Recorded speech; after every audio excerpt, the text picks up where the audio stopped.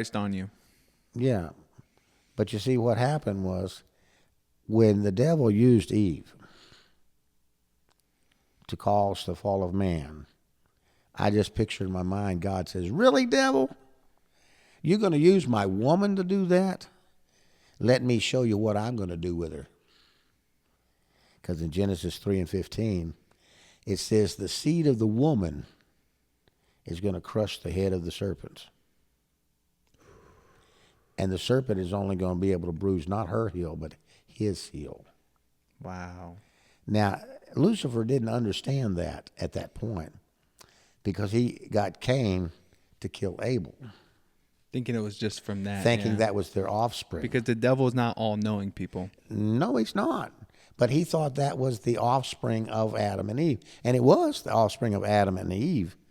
The only problem is you got to go biological on this one. Yeah, the genealogy. No, biological. Okay. If it's the seed of the woman, the pregnancy takes place from the seed of the man. The woman has an egg. That's right. How can it be the seed of a woman then? Mary. It had to be a virgin birth. The virgin birth of Mary. It had to be a virgin birth. Wow. Lucifer did not understand that until the time of Isaiah the prophet, when he uttered the words, "Behold, a virgin shall conceive and bear a son." Dang, so he was over here just in the wilderness trying to figure So out for 2,000 years, how he's going to he's trying to figure out how to get to this seed, and he don't even know what the seed is yet. He's still trying to fight for it, trying to track it down, trying to figure out how to kill it. and try to kill all the babies. Yeah, he killed all those in several different And do you occasions. think that's why child sacrifice was like so Yes, rampant then? it was. He's trying to kill that seed all through history. Now, here's what's funny. When he finally understands that it's the virgin birth, and he finds the baby Jesus, tries to kill him too, but the angels warn them to leave and go to Egypt when Herod killed the children. Yeah. And then when he dies, the threat is gone, they come back. But at this point, Lucifer now knows who that seed is. He knows that it's Jesus. All through Jesus' earthly life, Lucifer tried to kill him. How many different times did the Jews, when he started his ministry, seek to stone him? I don't know the exact number, but a lot. All through the Gospels. Yeah. And it says he passed among them. They were not able to do it. Finally, when he gets him to the cross and he incites the people to kill him, crucify him, kill him, he thinks he's won because he's going to get the seed of the woman and he's going to kill it. Now, I don't know how long ago you graduated, but did you ever study in school about biology on plant life? Been a few years. I went to public school.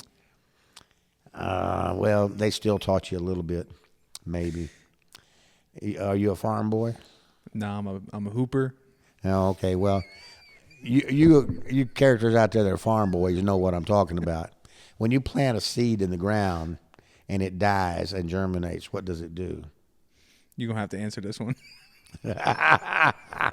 Oh, come on now. Any farm boy out there going to already tell you the answer. This is the closest I've come to a plant in so long. All right. When you kill a seed and you plant it in the ground, it germinates and grows and multiplies.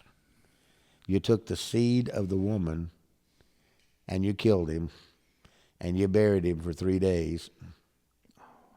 And then he multiplied. Because when he came out of the tomb, He brought others with him. oh yeah, and how many more Christians are there today? And Jesus' words was what? The works that I do shall you do also. And greater. And greater works than these shall you do, because I'm going to my Father. So the power that God instilled into the disciples, he gave that to us. Now, here's something that I taught in the prison 2 weeks ago, the week before you came up there with me.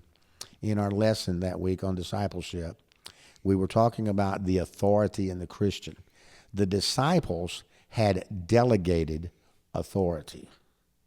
It was delegated by Jesus specifically to them to go out and to tread on serpents, to have power over the demons, and to minister to the people. That's delegated authority. That's because Christ had not been crucified yet. He had to delegate that to them. But once he consummated the covenant, and we become the offspring of God, the children of God, the sons of God, we don't have delegated authority, Zach. We have genuine authority.